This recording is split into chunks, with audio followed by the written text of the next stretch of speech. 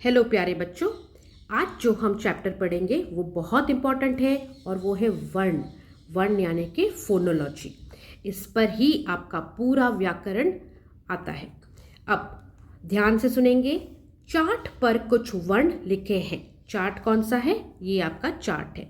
यहाँ पर कुछ वर्ण लिखे हैं। ध्वनि या वर्ण भाषा की सबसे छोटी इकाई होती है। ध्यान दीजिए, ध्वनि या वर्ण भाषा की सबसे छोटी इकाई होती है। पिछले चैप्टर में हमने भाषा के बारे में पढ़ा और लिपि के बारे में पढ़ा था। अब इसमें हम ये जान रहे हैं कि ध्वनि या वर्ण जो होता है भाषा की सबसे छोटी इकाई होती है, जो हम इस पूरे वीडियो में पढ़ेंगे। इन्हीं के मेल से शब्दों का निर्माण होता है। किनके मेल से? वर्णों के मेल से। जैसे आपका इंग्लिश में अल्फ़ाबेट्स है, वैसे हिंदी में आपके क्या है? वर्ण है। और जैसे आपका इंग्लिश में सारे अल्फ़ाबेट्स को जोड़ के कुछ शब्द बनते हैं, वर्ड्स बनते हैं, वैसे ही हिंदी में वर्णों को जोड़कर शब्द बनते हैं। शब्द इन्हीं के मेल से, वर्णों के मेल से शब्दों का निर्माण होता है। वर्णों के समूह को वर्णमाला कहते हैं। समूह मतलब कलेक्शन, ठीक है। वर्णों के समूह को वर्णमाला कहते हैं। तो हमने अब तक क्या पढ़ा कि भाषा की सबसे छोटी इकाई वर्ण या ध्वनि है। वर्णमाला क्या है? वर्णों के समूह को वर्णमाला कहते हैं। आगे पढ़ेंगे। वर्णों को दो भागों में विभाजित किया गया है, स्वर और व्यंजन। ध्यान से सुनेंगे। वर्णों को कितने भागों में विभाजित किया गया है? दो भागों में। क्या है? एक है स्वर और एक है व्यंजन। अब पढ़ेंगे स्वर के बारे में। ध्यान से सुनिए, क्योंकि ये व्याकरण का बेसिक है, जिसका अगर आपका फंडामेंटल क्लियर नहीं है तो आप हिंदी व्याकरण अच्छे से नहीं समझ पाएंगे। जिनके उच्चारण में हवा बिना किसी रुकावट के मुख से बाहर आती है, वे स्वर कहलाते हैं। जिनके उच्चारण में हवा बिना किसी रुकावट के मुख से बाहर आती है, वे स्वर कहलाते हैं। जैसे अ, आ, इ, ई, उ, री, ए, ओ, औ, आ। आप इन सबको बोल के देखिए। क्या आप जब बोल रहे हैं तो आपके मुख में कोई रुकावट हो रही है, या आप एक ही लय में ये बोल पा रहे हैं? जैसे बोलिए अ, कुछ रुकावट हुआ? नहीं, ठीक है। हवा बिना किसी रुकावट के मुख से बाहर आती है। अ, आ, ई, तो कोई भी रुकावट नहीं है जब हम स्वर बोलते हैं। अब स्वर के दो भेद हैं। ध्यान से सुनिए। ह्रस्व स्वर और दीर्घ स्वर। ह्रस्व स्वर में इनके उच्चारण में कम समय लगता है, मतलब छोटे हैं ये। अ, ई, उ और री ह्रस्व स्वर है। दीर्घ स्वर, दीर्घ मतलब लंबा खिंचने वाला, इनके उच्चारण में ह्रस्व स्वरों में दोगुना समय लगता है। ह्रस्व स्वर जो है इनको बोलने में कम समय लगता है, और इनके बोलने का दुगना समय दीर्घ स्वर को बोलने में लगता है। जैसे अ से आ, इ से ई, उ से ऊ, ए, ओ, औ और आ दीर्घ स्वर है, ठीक है। तो आपको बस ध्यान में रखना है कि ह्रस्व स्वर जो है वो है अ, ई, उ और री। बाकी सारे स्वर आपके दीर्घ स्वर है। यह भी जाने, भारत के निरंतर विकास होते रहने पर भी भाषा जीवित रहती है, और भाषा का विकास तभी होता है जब वह अन्य भाषाओं, बोलियों आदि के शब्दों को अपने में समाहित करती है। इसी गुण के कारण हमारी भाषा हिंदी निरंतर विकास की सीढ़ियाँ चढ़ती चली जा रही है। जैसे अंग्रेजी का आ स्वर हिंदी ने अपना लिया है, बाल, काफ़ी, हाल आदि। तो इसका मतलब यह हुआ कि हिंदी एक ऐसी भाषा है जो कि इंग्लिश के वर्ड्स को भी अपना लिया है, और अपने जो वर्णों के द्वारा वो इस इंग्लिश वर्ड्स, जैसे बॉल को बाल लिखता है, कॉफ़ी को काफ़ी लिखता है, हॉल HALL को हाल लिखता है। ठीक है, तो इसीलिए हम बोलते हैं कि हमारी भाषा हिंदी निरंतर विकास की सीढ़ियाँ चढ़ती जा रही है। क्यों? क्योंकि हिंदी ऐसी ही भाषा है जो अन्य भाषाएं जैसे अंग्रेजी, बोलियां आदि के शब्दों को अपने में समाहित करती है। It includes English words in itself. अब हम पढ़ेंगे अनुनासिक, अनुस्वार और विसर्ग के बारे में, जो आपका बहुत ही ज़्यादा इम्पॉर्टेंट है। अब अनुनासिक के नीचे आता है अ, चंद्र बिंदु। अब ये अ स्वर के ऊपर जो हमने ये चंद्र बिंदु लगाया है, यह कहलाता है आपका अनुनासिक। ठीक है, ध्यान से सुनेंगे। अनुनासिक मतलब चंद्र बिंदु, और ये स्वर अ के ऊपर जब चंद्र बिंदु लगाते हैं तो अनुनासिक हो जाता है। जैसे ह स्वर ह में चंद्र बिंदु लगाया तो हंसी, चांद। अनुस्वार देखेंगे अभी। अनुस्वार जो है स्वर के ऊपर बस एक बिंदु, एक डॉट, तो ये कहलाता है आपका अनुस्वार। जैसे बंदर, मंदिर। नेक्स्ट पढ़ेंगे विसर्ग। विसर्ग मतलब अह, जो आपका अह वाला शब्द आता है ना, ध्वनि आता है, वह है विसर्ग। अतः, पुनः, प्रातः, काल। ठीक है, अतः, पुनः, प्रातः, काल। अनुस्वार और विसर्ग को अयोगवाह कहा जाता है। ये ध्यान देंगे कि किन दोनों को अयोगवाह कहा जाता है, अनुस्वार और विसर्ग को। तो हमने क्या पढ़ा? अनुनासिक, अनुस्वार और विसर्ग को। इनके चिन्ह आपको याद करने होंगे। अनुनासिक का चंद्र बिंदु है, अनुस्वार का बिंदु है, और विसर्ग का स्वर के साइड में 2 डॉट्स, विसर्ग। और अयोगवाह किसको कहते हैं? अनुस्वार और विसर्ग को। अब हम जो पढ़ने वाले हैं बच्चों, ये बहुत ही इम्पॉर्टेंट है आपका, जो है स्वरों के मात्रा चिन्ह और प्रयोग। अब तक हमने पढ़ा स्वर किसे कहते हैं, कितने तरह के स्वर हैं, अनुनासिक, अनुस्वार और विसर्ग के बारे में। अब हम पढ़ेंगे इनको कैसे हम यूज़ कर सकते हैं व्याकरण में। स्वरों के मात्रा चिन्ह और प्रयोग। स्वर का कॉलम ये है, मात्रा चिन्ह का कॉलम ये है, मात्रा रहित व्यंजन का कॉलम ये है, प्रयोग का तरीका कैसे हम उसको इस्तेमाल करेंगे ये है, और उसके उदाहरण ये है। तो ध्यान से पहले आप पहले कॉलम को देखिए, जो आपका स्वर वाला कॉलम है। स्वर के नीचे क्या क्या आता है बच्चों? अ, आ, इ, उ, ऊ, री, ए, ओ और औ। ठीक है, ये हो गया आपका स्वर वाला कॉलम। आपको समझ में आ गया? अब स्वर के साथ लगने वाला मात्र चिन्ह जो है, उसका चिन्ह कैसा है? हाउ डू वी रिकॉग्नाइज कि कौन सा स्वर का मात्रा कैसा है? अ स्वर का ध्यान रखिए, कोई भी मात्रा नहीं है। ठीक है, आ स्वर का जो है उसमें एक स्टैंडिंग लाइन लगता है। ठीक है, आप ध्यान से पहले सब चिन्ह को याद करेंगे।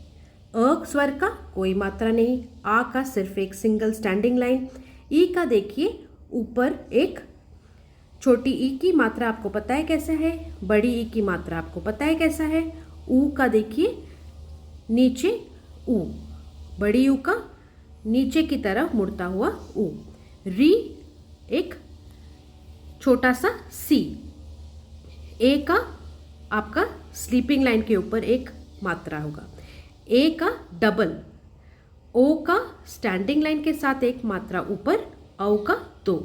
ठीक है, तो ये सब आपको याद रखने होंगे उनके मात्रा चिन्ह। स्वर के कौन कौन से मात्रा चिन्ह है। अब हम पढ़ेंगे मात्रा रहित व्यंजन क्या है। ठीक है, अब हम कोई भी व्यंजन लेंगे, हमारे व्यंजन क्या क्या है? क वर्ग के क ख ग घ ढ, और च वर्ग के च छ ज झ ज्ञ। ठीक है, तो ये सब जो है हमारे व्यंजन है। तो कोई भी व्यंजन, यहाँ पर हमने लिया है क वाला व्यंजन। क व्यंजन को कैसे लिखते हैं? अब ये देखिए, ये मात्रा रहित व्यंजन है। मात्रा रहित मतलब बिना मात्रा का। ठीक है, अब बिना मात्रा का जो व्यंजन स्वर क है ना, हम लिखते हैं क और हलंत। ये जो नीचे लग रहा है ना, ये लाइन छोटा सा स्लांटिंग लाइन, उसको हलंत बोलते हैं। ठीक है, तो ये जो व्यंजन क है, जब उसमें अ स्वर जुड़ता है तो ऐसे लगता है, क हलंत, अधूरा है ये। ठीक है, अब क हलंत मतलब क व्यंजन प्लस आ बनता है आपका का। ठीक है, जब व्यंजन लग जाता है ना, अब आ की स्वर में जब हम व्यंजन जोड़ते हैं जो कि अधूरा है, तो व्यंजन के साथ जुड़कर वो बन जाता है का।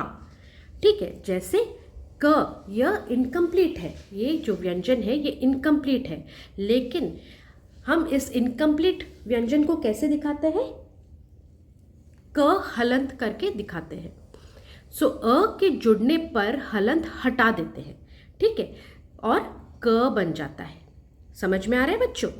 क हलंत मतलब ये मात्रा रहित है, व्यंजन है। ठीक है, जब हम इसमें ये स्वर अ जोड़ेंगे जिसकी कोई मात्रा नहीं है, तो ये बन जाता है पूर्ण क व्यंजन। ठीक है, वैसे ही जब हम क हलंत इनकम्प्लीट व्यंजन क जो कि हलंत के द्वारा दिखाया गया है उसमें आ की मात्रा जोड़ते हैं तो व्यंजन के बाद हो जाता है का।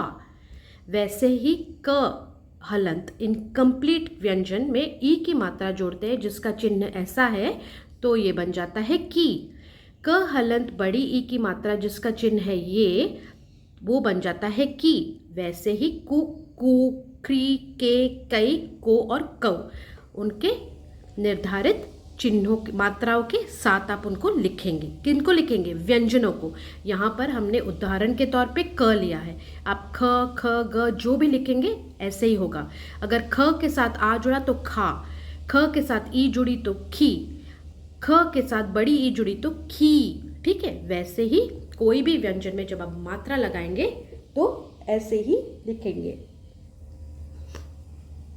नेक्स्ट हम पढ़ेंगे अनुस्वार, जो कि हमारा बिंदु के साथ लगता है, अनुनासिक जो कि चंद्र बिंदु के साथ लगता है, विसर्ग अह और आ भी व्यंजन के साथ मात्रा चिन्ह के रूप में प्रयुक्त होते हैं। जैसे ध्यान दीजिए, ये जो है अनुस्वार का जो मात्रा चिन्ह है, ये एक बिंदु है, तो क व्यंजन जो अधूरा है उसमें जब हम ये वाला बिंदु लगाएंगे, अनुस्वार लगाएंगे, तो ये हो जाता है क के ऊपर डॉट क, व्यंजन के ऊपर अनुस्वार लगा है। ठीक है, वैसे ही व्यंजन के ऊपर हमने क्या लगाया है? दूसरे में चंद्र बिंदु लगाया है, अनुनासिक लगाया है, तो यह बन जाता है क और अनुनासिक का चिन्ह।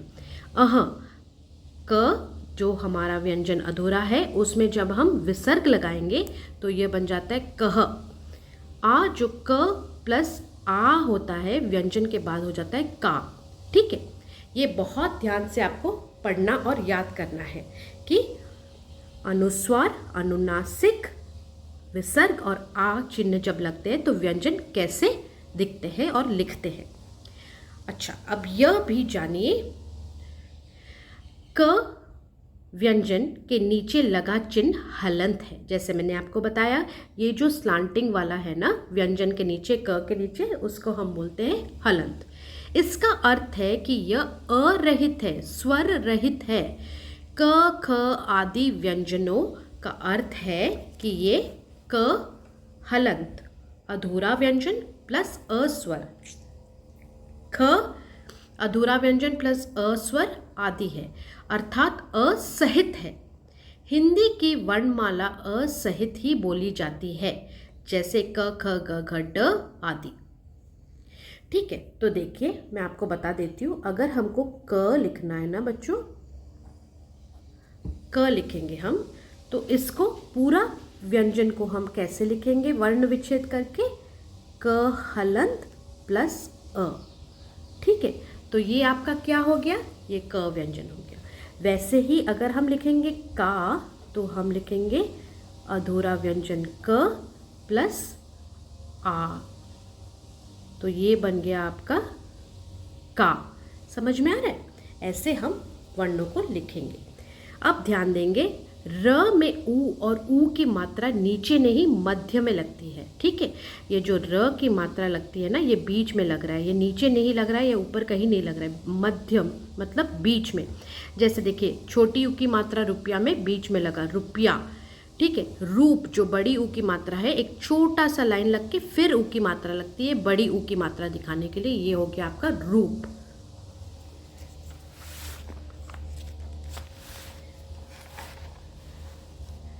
नेक्स्ट हम पढ़ेंगे व्यंजन किसे कहते हैं। अब तक हमने पढ़ा स्वर किसे कहते हैं, अब आइए पढ़ते हैं व्यंजन के बारे में। जो वर्ण स्वर की सहायता से बोले जाते हैं और जिनके उच्चारण में हवा मुंह में कहीं न कहीं टकराकर बाहर निकलती है, वे व्यंजन कहलाते हैं। क, ख, ग, घ, ड यह क वर्ग के व्यंजन है। च, छ, ज, झ, ज्ञ ये च वर्ग के हैं। ट, ठ, ड, ढ, ण ये ट वर्ग के हैं। वैसे ही आपको ये सब पता है व्यंजन के बारे में, आपने छोटे क्लासेस से पढ़ते आ रहे हैं, तो इसको ध्यान से समझिए, ठीक है। अब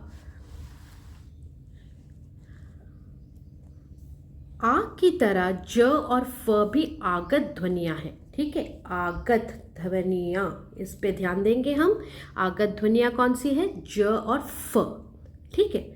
ये अरबी फारसी भाषा से ली गई है। ये कौन सी भाषाओं से ली गई है, अरबी और फारसी भाषाओं से ली गई है। अब एक बहुत इंपॉर्टेंट चीज पढ़ने वाले हैं, संयुक्त व्यंजन, जुड़ के बनने वाला व्यंजन, ठीक है। हिंदी वर्णमाला में श, त्र, ज्ञ और श्र संयुक्त व्यंजन है, ठीक है। ये चारों व्यंजन जो है ना आपके, इनको हम बोलते हैं संयुक्त व्यंजन। क्यों, आइए समझते हैं। संयुक्त व्यंजन इस प्रकार बनते हैं। क प्लस श, क्ष, देखिए जब हम क्षमा, क्षमा, तो पहले हमारा क का ध्वनि आ रहा है, फिर श का आ रहा है। क्षमा, पक्ष, पक्ष बोल के आप समझिए, पक्ष, ठीक है। क्षमा, तो पहले कौन सा ध्वनि आ रहा है, क का आ रहा है, फिर श का आ रहा है, इसलिए हम श को कैसे लिखते हैं, क हलंत अधूरा प्लस श, क्ष।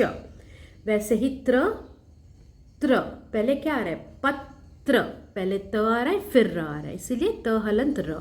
सत्र, वैसे ही ज्ञ देखिए, ज हलंत प्लस ग, ज्ञान। प्रतिज्ञा, वैसे ही श्र, श प्लस र, श्रीमान, श्रेय, ठीक है।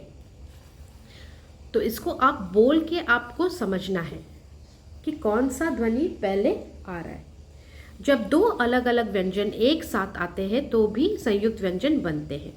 इसमें पहला व्यंजन अ रहित होता है, जबकि दूसरा व्यंजन अ या किसी अन्य स्वर सहित होता है। जैसे देखिए द हलन, मतलब ये अ स्वर के बिना है, प्लस ध जो कि अ स्वर के साथ है, ये बन जाता है द, बुद्धि, शुद्ध। त्य, ये जो हमने लिखा है ना द हलंत, ये मतलब अधूरा ये व्यंजन है, ठीक है, आधा द है ये। सो ऐसे ही हम द हलंत, वैसे ही हम क हलंत प्लस त जब लगाएंगे ना तो बनते हैं शक्ति। क पहले सुनाई देता है फिर त, रक्त, पहले क फिर त की ध्वनि आ रही है। स हलंत प्लस थ, स्थ, स्थान, स्थल, ठीक है। तो यहाँ पर क्या हो रहा है, दो जो व्यंजन जुड़ रहे हैं, एक स्वर सहित और एक स्वर रहित और एक स्वर सहित। स हलंत मतलब उसमें स्वर नहीं जुड़ा हुआ है, और थ मतलब ये जो थ है ना, ये थ हलंत प्लस अ को जुड़ के पूरा थ बनता है, ठीक है। तो इसी हिसाब से हम इसको बोलते हैं। तो आपको संयुक्त व्यंजन दो तरह के हैं, ठीक है। तो इन सबको आपको ध्यान में रखना है।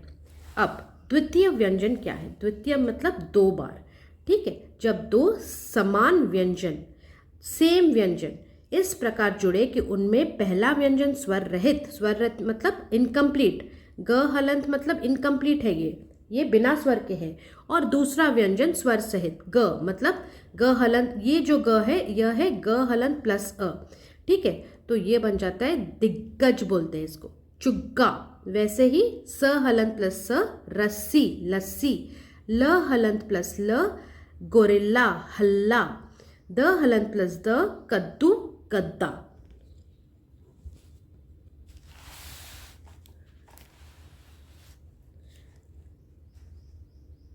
अब हम र के 4 रूप के बारे में जानते हैं। ये बहुत ज़रूरी है आपका व्याकरण पॉइंट ऑफ व्यू से।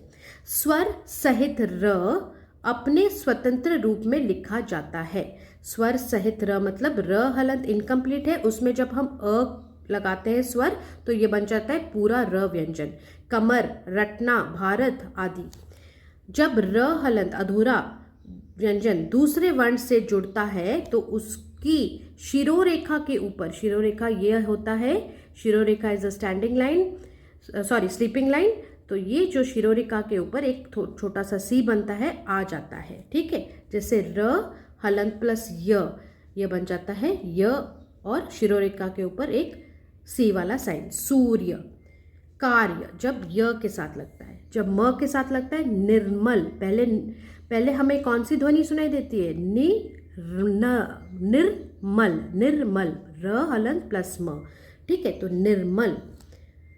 जब स्वर रहित अन्य वर्ण र से जुड़ता है तब र उसके नीचे आ जाता है। जब स्वर रहित अन्य वर्ण र के साथ जुड़ता है। ठीक है, पहले ये में क्या था?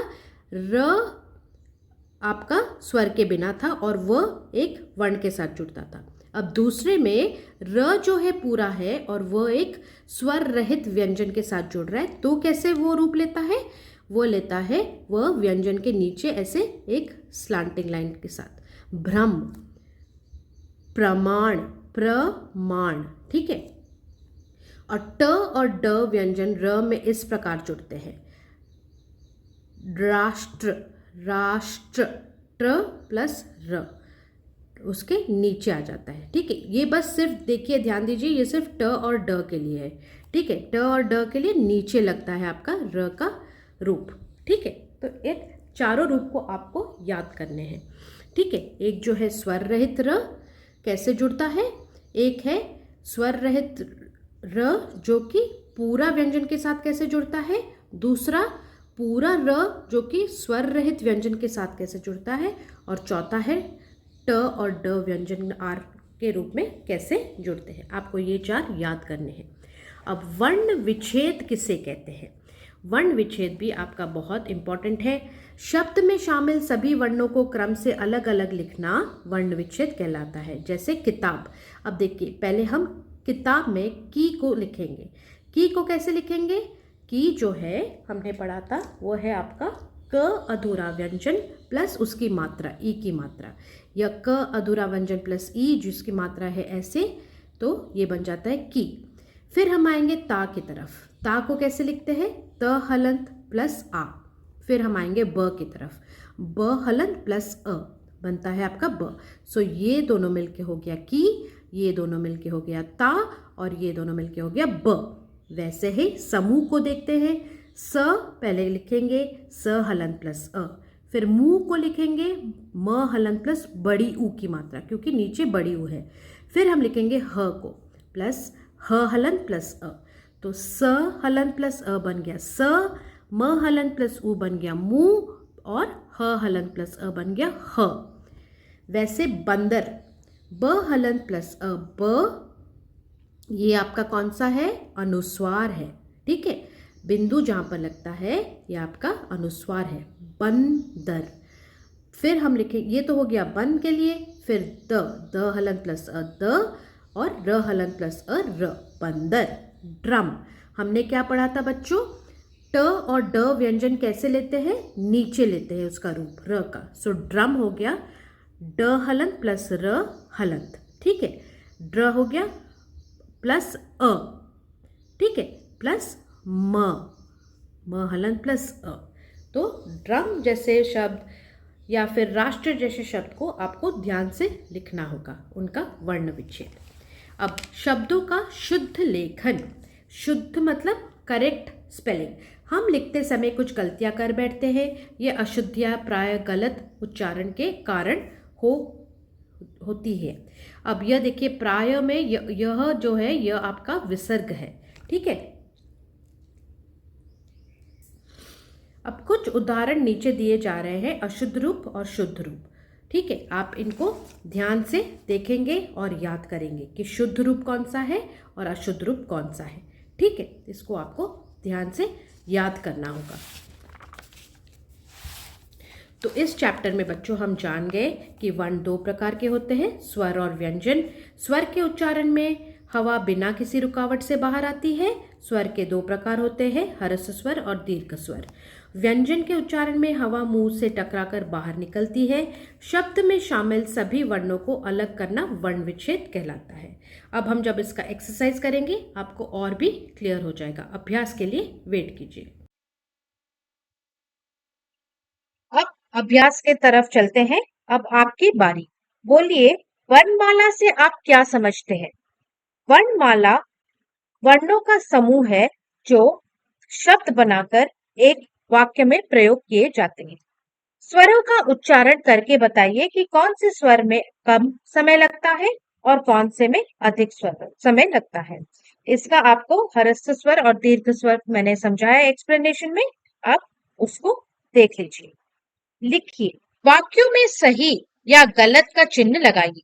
स्वर के उच्चारण में हवा बिना किसी रुकावट के बाहर आती है, ये सही है। व्यंजन के उच्चारण के लिए स्वर की आवश्यकता नहीं होती, ये गलत है। व्यंजन के उच्चारण के लिए स्वर की आवश्यकता होती है।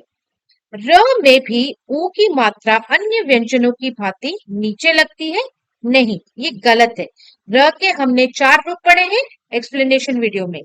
वर्णों के समूह को वर्णमाला कहते हैं, नहीं, वर्णों के समूह को वर्णमाला कहते हैं, ये ठीक है। इनसे 3-3 शब्द बनाइए।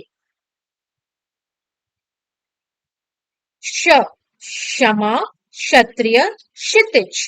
त्र, त्रिशूल, त्रिनेत्र, त्रिकोण। ज्ञ, ज्ञान सागर, ज्ञानी, संज्ञा। श्र, आश्रम, श्रीमान, परिश्रम। अब र के रूप पर आधारित दूसरा प्रश्न है। र में छोटी ऊ और बड़ी ऊ की मात्रा का प्रयोग करते हुए 4-4 शब्द लिखेंगे। छोटी ऊ की मात्रा देखिए, र से जुड़कर ही ऊ की मात्रा लगती है और बड़ी ऊ की मात्रा जो है र से थोड़ा दूर जुड़कर लिखा जाता है। तो छोटी रू से बनता है रुपया, रुक, रुई और रुचि, और बड़ी रू के 4 शब्द है रूप, रुमाल, रूठना और रूप। अब दूसरा प्रश्न है, ये कुछ अशुद्ध शब्द है, इनको शुद्ध करके लिखेंगे। अब इनमें हम चांदनी, ये है चांदनी, चांदनी तो कोई वर्ड नहीं है, चांदनी शब्द है। ठीक है, तो इस च के ऊपर हमने लगाया अनुनासिक चंद्र बिंदु। अकुर, अकुर भी कोई शब्द नहीं है, लेकिन अगर हम अ के ऊपर अनुस्वार बिंदु लगाएंगे तो अंकुर बनता है एक शब्द। पहुंच, पहुंच भी कुछ शब्द नहीं है, लेकिन अगर हु के ऊपर हम अनुनासिक यानी कि चंद्र बिंदु लगाएंगे तो पहुंच शब्द बनेगा। व्यंजन, व्यंजन भी कुछ नहीं है, लेकिन व्यंजन शब्द है जो कि य के ऊपर बिंदु लगा के बनता है। अंग्रेजी भी कोई शब्द नहीं है, अंग्रेजी शब्द है। ठीक है, अ के ऊपर बिंदु।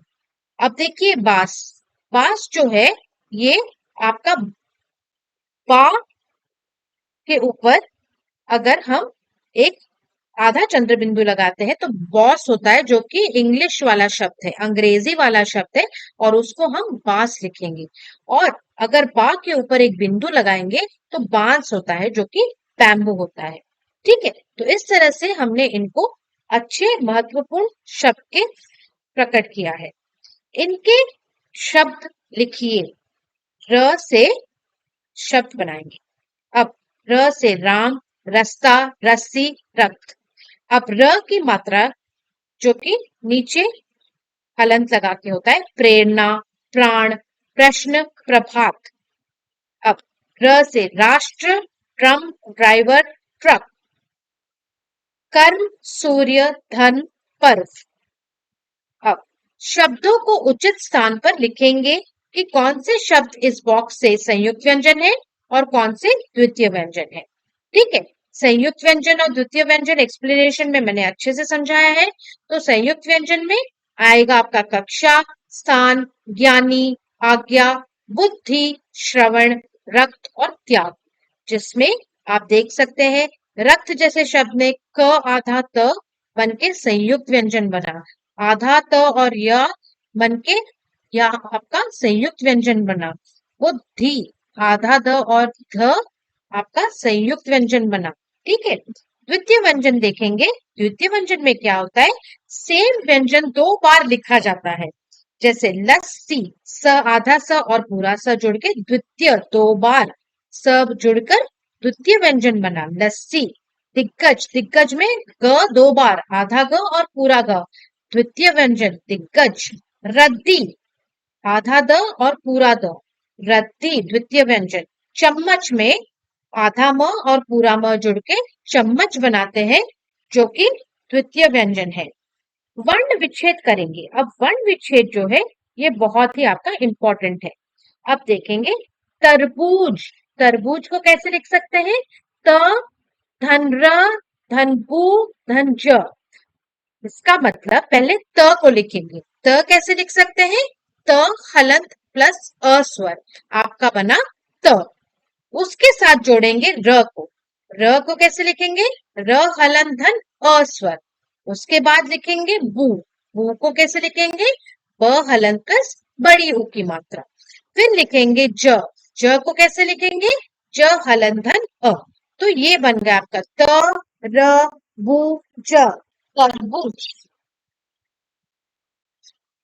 उसके बाद शुद्ध, शुद्ध को कैसे लिखेंगे, शु धन द धन थ।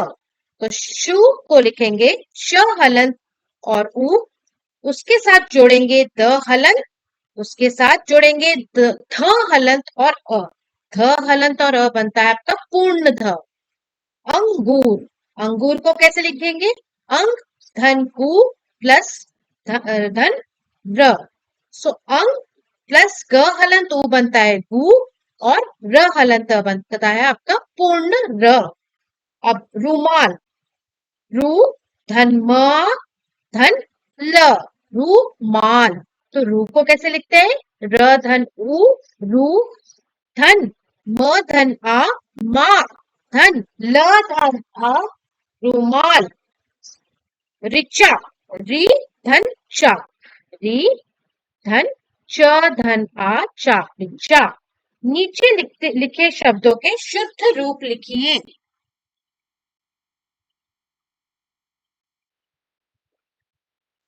अब जन्म का शुद्ध लिखेंगे। मैंने ये किया है, आप इसको देख के समझिए। तो इसके साथ हमारा वीडियो खत्म होता है। एक्सप्लेनेशन भी किया गया है और अभ्यास भी किया गया है। अगर कोई डाउट है आप मुझे कमेंट सेक्शन में बता सकते हैं। If you like my video please like share and subscribe जरूर कीजिए। नोटिफिकेशन बटन को ऑन रखिए ताकि नेक्स्ट वीडियो डालूं तो you get the notification. Kindly subscribe. Thank you.